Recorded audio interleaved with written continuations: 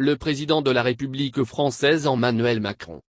Décidément, les savants et philosophes français ont transmis à la classe politique contemporaine française, l'insulte, la condescendance et l'infantilisation du noir comme mode d'interaction avec l'Afrique. Et cela, depuis De Gaulle, excepté peut-être Jacques Chirac. Le 10 mars 2022, voilà qu'un nain politique et nullissime géostratège, nommé Macron, modelé par les néo-conservateurs américains, pétri de la philosophie du grand-père Rothschild, puisqu'ayant fait ses armes dans une de leurs banques, vient une fois de plus insulter l'Afrique.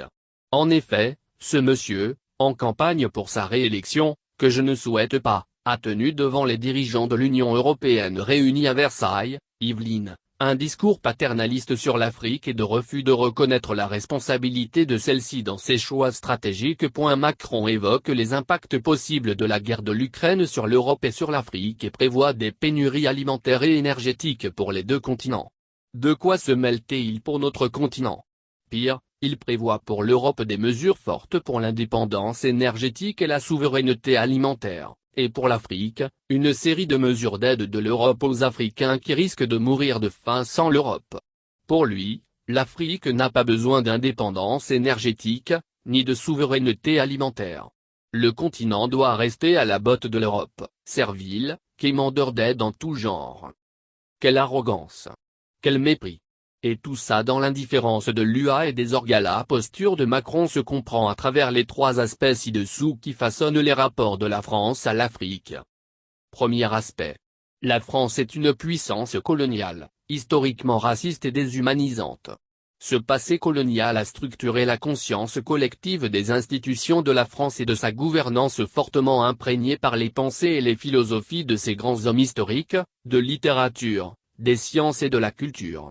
Or, ils ne sont pas nombreux, ceux parmi eux qui n'ont pas théorisé sur le statut d'animal ou de meuble du noir et de l'avoir enseigné dans les universités ou défendu lors de colloques et séminaires scientifiques.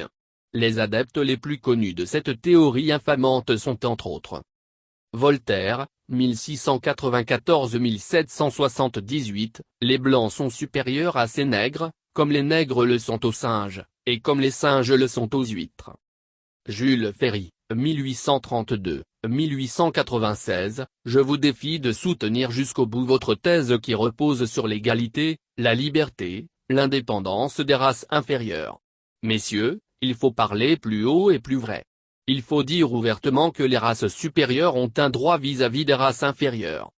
Victor Hugo, 1802-1885, que serait l'Afrique sans les Blancs? Rien, un bloc de sable, la nuit, la paralysie, des paysages lunaires.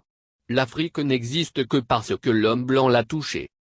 Montesquieu, 1689-1775, on ne peut se mettre à l'idée que Dieu qui est un être sage, a mis une âme, surtout une âme bonne, dans tout corps noir. Point, il est impossible que nous supposions que ces gens-là soient des hommes. On commencerait à croire que nous ne sommes pas nous-mêmes chrétiens. Des auteurs que nous avons étudiés à l'école au Mali et en Afrique, et cités dans nos parcours professionnels sans jamais faire le parallèle avec leur vision dégradante de la race noire. Sans jamais nous poser la question, pourquoi le policier et le militaire français, le politique français, les locataires de l'Élysée, du Quai d'Orsay, de l'hôtel de Brienne n'ont aucun respect pour le noir, viscéralement, sans qu'ils en soient toujours conscients. Leur subconscient est façonné par ces théories et les pratiques de l'esclavage et de la colonisation. Nisation sous-régionales africaines, qui ne pipent mot.